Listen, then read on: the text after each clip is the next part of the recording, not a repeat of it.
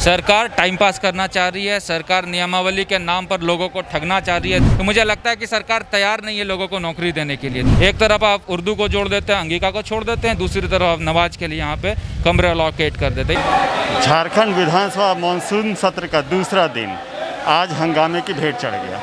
हमारे साथ मौजूद है विधायक अमित मंडल जी, इन्हीं से बात करते हैं। सरकार क्या करना चाह रही है? सरकार टाइम पास करना चाह रही है, सरकार नियमावली के नाम पर लोगों को ठगना चाह रही है, दिग्भ्रमित करना चाह रही है और बेरोजगारों को रोजगार देने की सरकार की मंशा नहीं दिख रही है।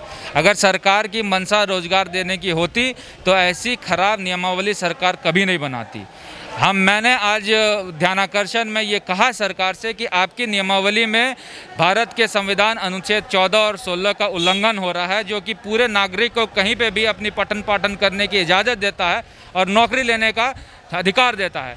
एक भी व्यक्ति अगर इस अधिकार से, मौलिक अधिकार से वंचित होता है और कोर्ट चला जाता है तो वो ये मुद्दा स्टैंड कर जाएगा और आने वाले दिन में जितनी भी प्रक्रिया है नौकरी की वो दही का दही रह जाएगी, कोर्ट की भेंट चढ़ जाएगी, जो अमूमन हुआ गया है। जब इतना बात होने के बाद, इतनी प्रयास करने के बाद भी अगर सरकार नहीं जागेगी तो मुझे लगता है कि सरकार तैयार नहीं है लोगों को नौकरी देने के लिए। दूसरी बात, जो ये मुद्दा अभी चल रहा है कि आपने उर्दू को जोड़ दिया नियमावली में, अंगिका को आपने छोड़ दिया, भोजपुरी को आपने छोड़ दिया, जबकि अंगिका और भोजपुरी आंध्र प्रदेश की बोले जाने वाली बहुत अहम भाषा है। भोजपुरी हो गया पलामू गढ़वा का, अंगिका हो गया दुमका का, देवघर का, गोड्डा का, साहेबगंज का, और उसके बाकायदा यूनिवर्सिटी में पढ़ाई होती है, डिग्री मिलता है।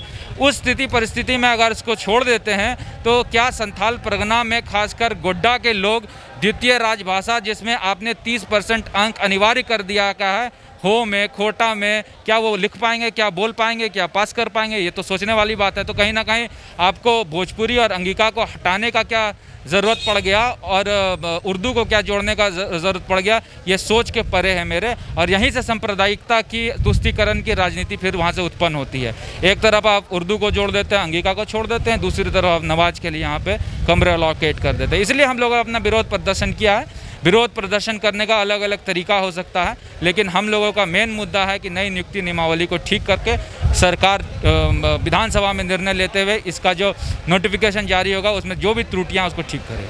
क्या लगता है सर, जो नई नियुक्ति नियमावली जो लागू हुई है उसमें क्या सरकार को जानकारी नहीं उन भाषाओं की, जिस भाषाओं के बारे में आप बोल रहे हैं? सरकार को जानकारी नहीं है। सरकार आंकड़ों पे चल रही है और आंकड़ों में अंगिका भाषी 0 दिखाया गया है। एक मेरे विधायक हैं JMM को, उन्होंने दिखाया। मेरा ये कहना है कि ये आंकड़े जो हैं, ये आंकड़े आपका प्रतिबिंब नहीं है समाज का। आपको पूरे राज्य की जानकारी नहीं है। आपको और मुझे सबको पता है भोजपुरी बोली जाती है कि नहीं बोली जाती है, पलामू में बोली जाती है, गढ़वा में बोली जाती है, तो भोजपुरी क्यों नहीं है? और अंगिका कोई नया सब्जेक्ट नहीं है। पहले जब एग्ज़ाम होता था तो अंगिका सेकेंड ऑप्शनल सब्जेक्ट में रहता था, अंगिका को हटा दिया गया। जब अंगिका को हटा दिया गया तब ये सवाल ये उठता है कि सरकार को कई चीज़ों की नॉलेज नहीं है, पूरे राज्य में क्या स्थिति है, पूरे राज्य की क्या मांग है। हो सकता है गोड्डा की अलग मांग हो, पलामू की अलग मांग हो, धनबाद की अलग मांग हो। तो कहीं ना कहीं जब नियमावली बनती है या फिर कोई नीति बनती है, उसमें पूरे राज्य के हर एक न्यूक एंड कॉर्नर के लोगों के बारे में जानकारी रखते हुए ही कोई नियमावली बने, अन्यथा त्रुटिपूर्ण नियमावली बनती है, जिसका उदाहरण नई नियुक्ति नियमावली है।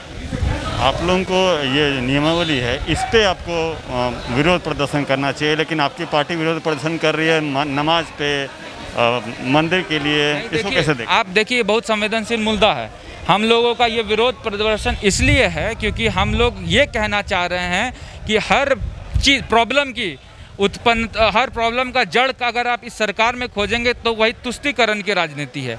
उर्दू को आप जब जोड़ते हैं और अंगिका को हटाते हैं तो वो तुष्टीकरण की राजनीति, आप विशेष वर्ग को ठीक करने की, खुश करने की कोशिश करते हैं।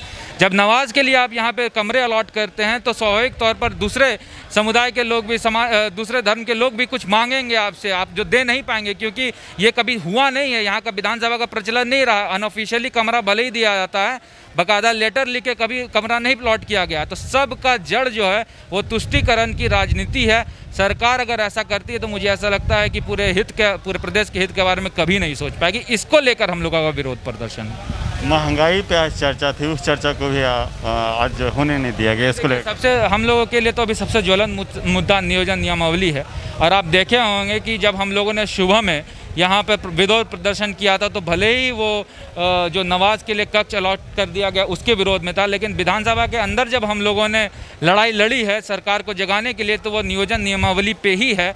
और नियोजन नियमावली पे हम लोगों की जो मांग है कि इसको ठीक किया जाए, उसके बाद ही हम लोग दूसरे किसी अन्य मुद्दों पे जाने की स्थिति परिस्थिति में होते हैं। अन्यथा तो वही हो जाएगा, आप नियमावली बनाइए, कोर्ट चला जाएगा, फिर जो बच्चे हैं जो तैयारी करेंगे उसका तैयारी धरा का धरा रह जाएगा, फिर कोर्ट उसको रद्द कर देगा, जो सोनी कुमारी बनाम झारखंड सरकार के साथ हुआ है। तो इसलिए हम लोग चाहते हैं कि बहुत सोच समझ के कोई भी काम हो, नियमावली बने तो सोच समझ के हो, तुष्टीकरण सी राजनीति से प्रेरित होकर कुछ ना हो। तो ये थे हमारे साथ विधायक अमित मंडल जी। इनका साफ कहना है कि नियमावली में जब तक संशोधन नहीं होगा इसी तरह से विरोध प्रदर्शन जारी रहेगा।